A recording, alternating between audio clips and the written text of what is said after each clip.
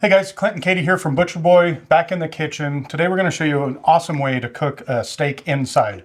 Wintertime or when you just don't feel like lighting up the grill. I would venture to say I actually like this more than a grill sometimes. Depends. It's got its time and its place for sure. For sure. Yeah.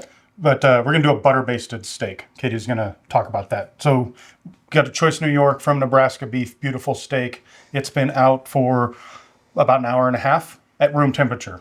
That's key. Let it kind of warm through there so that it'll cook nice and evenly, especially when you're butter basting, because we're going with heat, pretty high heat direct from each side. Using, Katie picked out our robust ribeye seasoning on this guy.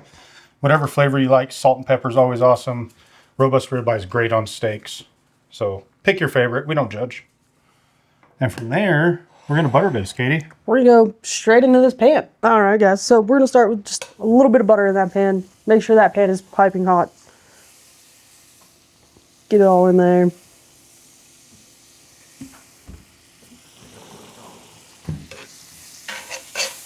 All right, once we've got that going, we're going to go ahead and lay that steak down. And again, the key to this is, again, what Clint said, letting that get to room temperature.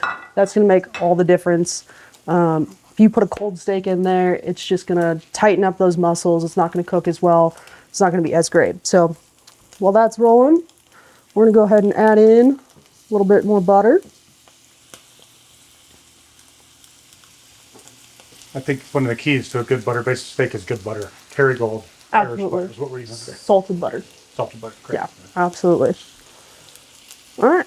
So now that's rock and roll. We're going to go ahead and throw in some garlic and a couple rosemary sprigs in there. I like to do that while it's cooking. Some people like to do it closer to the end. I think it adds better flavor this way. Yeah, it adds some flavor into that butter and oil. So Absolutely. Yeah. As you can see, you got a beautiful crust on that side. How long was it on that side? A couple minutes? Couple minutes, if that. Yeah. That's where that high heat comes in. It's going to give you that really nice crust. And the reason you want that is because you're getting that crust. We're going to baste it over the top as it keeps cooking, so that way it maintains that crust as well. All right, so we're going to do that basting process.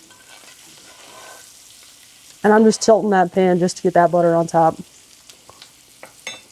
So what does the basting do in this kind of cooking process? Helps keep it moist for one. For two, it also helps keep that hot oil on top of that steak, helps build that crust a little bit more. I think the benefit to this versus just like a straight pan sear, if you do a pan sear, you're really just cooking high heat on both sides. It's going to push all the juice right to the middle.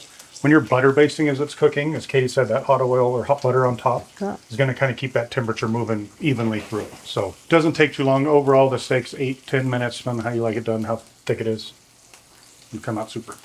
Okay, so we had it in the pan. We did the butter basting. We had the rosemary in there. We had the garlic in there.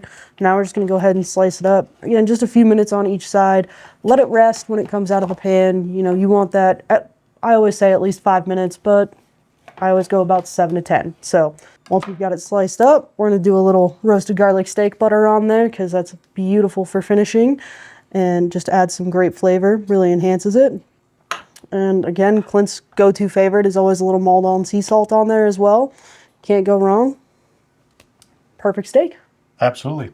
Again, I like salt on my steak, so I always finish it with a little of that Maldon salt. It's nice crystals. Professional chef's point of view, season before, during, and after cooking is kind of the rule. So it's going to give you different flavor profiles. If you're sensitive to salt, skip it. It's all about what you want. Good job, Katie. Right on. See you guys down to the butcher shop. Plum in Arlington, 530 West Plum is the address. 825 meat, and website is info@butcher.